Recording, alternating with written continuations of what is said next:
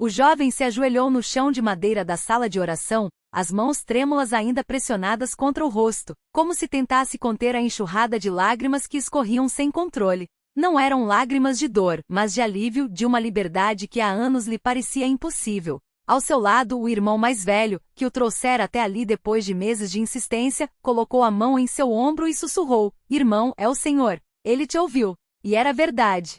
Porque naquela noite, depois de anos preso em um ciclo de pensamentos que o sufocavam, de rituais que o escravizavam, de um medo que o impedia até de sair de casa sozinho, ele sentirá algo se quebrar dentro de si. Não foi um estalo, não foi um grito, e foi um silêncio. Um silêncio tão profundo que, pela primeira vez em anos, sua mente estava vazia. Não dos pensamentos ruins, mas da obrigação de tê-los.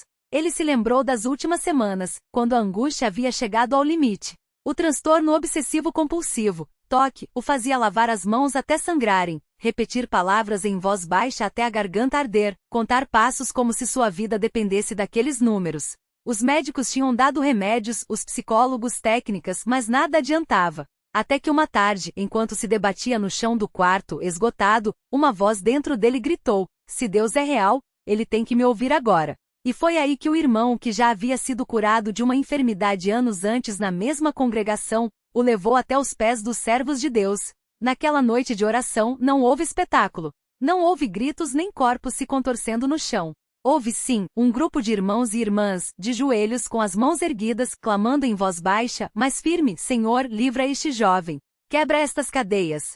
Dá-lhe paz." E então, como um sopro, veio a certeza. Não foi imediato, ele ainda sentiu o impulso de contar as rachaduras do teto, de verificar se a porta estava trancada pela terceira vez, bate agora pela primeira vez. Ele podia ignorar, podia escolher não obedecer. E essa escolha, essa pequena vitória foi um milagre. Nos dias que se seguiram, ele voltou à congregação todos os dias. Não por obrigação, mas por necessidade, precisava estar onde a presença de Deus era tangível. Nas manhãs, antes do trabalho, lia a Bíblia até encontrar um versículo que o fortalecesse, lançando sobre ele toda a vossa ansiedade, porque ele tem cuidado de vós. 1 Pedro 5:7, se tornou sua âncora. À noite, antes de dormir, repetia em voz alta: "Senhor, hoje eu escolhi a paz. Amanhã eu escolherei de novo."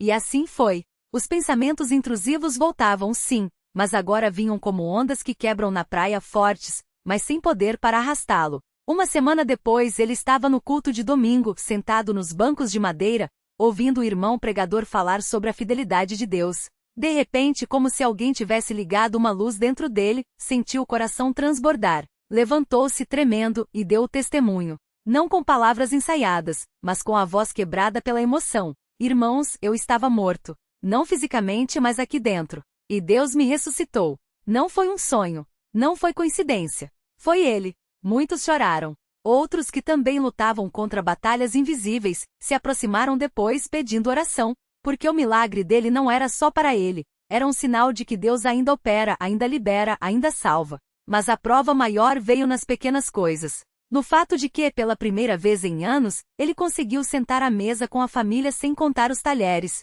De que pôde apertar a mão de um irmão na congregação sem lavá-la em seguida. De que, ao passar por uma porta, não sentiu a necessidade de voltar 3 vezes para garantir que estava fechada. Não era que os pensamentos tinham sumido, era que eles não tinham mais poder. E isso, para ele, era a maior das curas.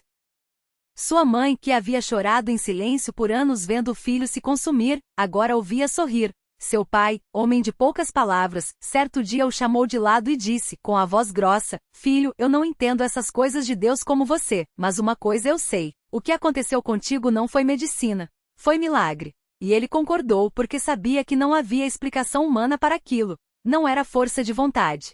Não era positividade. Era a mão de Deus, estendida no momento exato em que ele não aguentava mais. Com o tempo ele começou a ajudar outros que chegavam à congregação com as mesmas lutas. Não como conselheiro, não como especialista, mas como alguém que podia dizer: "Eu sei como é. Eu estive lá. Mas Deus pode te tirar." E muitos, ao ouvirem seu relato, encontravam esperança. Porque a fé, quando é real, não se esconde em teorias, ela se mostra em vidas transformadas. Hoje, anos depois, ele ainda se lembra daquela noite. Ainda sente a mesma gratidão quando se ajoelha para orar. Ainda repete, em silêncio, as palavras que ouviu dos lábios de um irmão mais velho naqueles dias difíceis: "Deus não te deixou. Mesmo quando você achava que estava sozinho, Ele estava lá, preparando sua libertação. E é isso que Ele agora repete para quem precisa ouvir, que não há cadeia que Deus não possa quebrar, não há escuridão que Ele não possa iluminar. Basta clamar, basta crer, basta se render, porque o milagre não foi só a cura do toque. Foi a descoberta de que, no meio do desespero, Deus estava ali, esperando apenas que ele estendesse as mãos. E quando fez, encontrou não apenas alívio, mas um Pai. Não apenas liberdade, mas um propósito. E isso, irmãos, é o maior de todos os milagres.